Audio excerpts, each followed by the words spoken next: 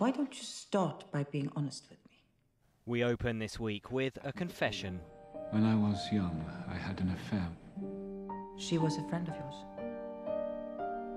A kind of friend. She liked being read to.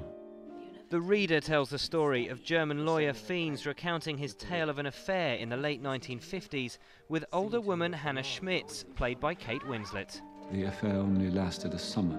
I can't live without you. It's a love story. It's a really beautiful love story between a young man and this older woman, myself. She's a tram conductress, and, you know, she finds it hard to express her emotions. She finds it hard to really allow herself to be in love for a variety of different reasons. And then cut to 8 years later, and then they meet again in a courtroom, and she is a defendant on trial for war crimes. And she was an SS guard who had served briefly in Auschwitz. Very, very difficult to play those things. The last movie, produced by both Anthony Minghella and Sidney Pollack and completed after their deaths, achieved great things for Winslet, who finally landed her Best Actress gong at the Oscars, together with a string of other awards. Say something in Latin. The tale of love between generations, hidden truths and reconciliation earned plaudits from some quarters and a more muted response from others. But with Fiennes, Winslet and Ralph's younger incarnation, David Cross, turning in stellar performances, The Reader is a story worth listening to. For a moment, he was still inside her. This is disgusting. Where did you get this? Borrowed it from someone at school. Well, you should be ashamed. Go on. Next up, think comic book stylized shots and meaner than mean cityscapes for Frank Miller's The Spirit. What are you? That's what the woman asked me.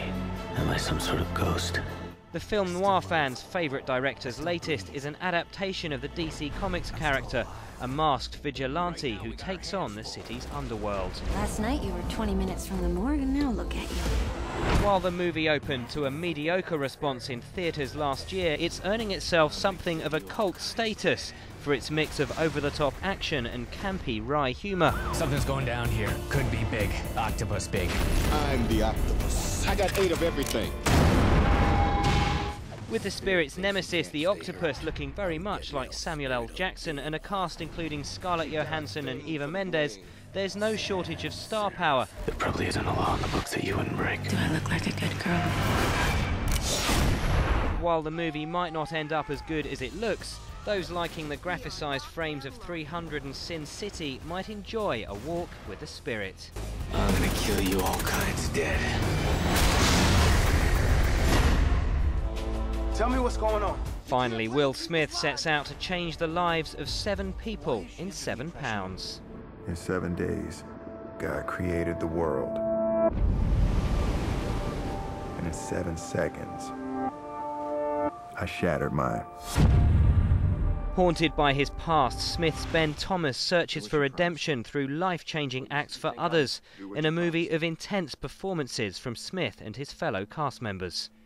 You think I'm gonna let you down now, don't you? I've known you my whole damn life! Okay? This is not something you do every day. Okay? This is not easy for me.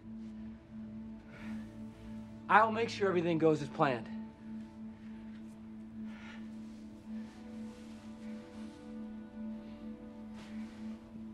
Don't worry. Some have called it a noble failure with a shallow narrative, others a successful feel-good movie for the feel-bad times. Either way, it's a film with an original tone and a dark edge for a Hollywood mainstream production. This time. 7 pounds is light on the intellect, heavy on the emotion. What are you doing? I'm helping.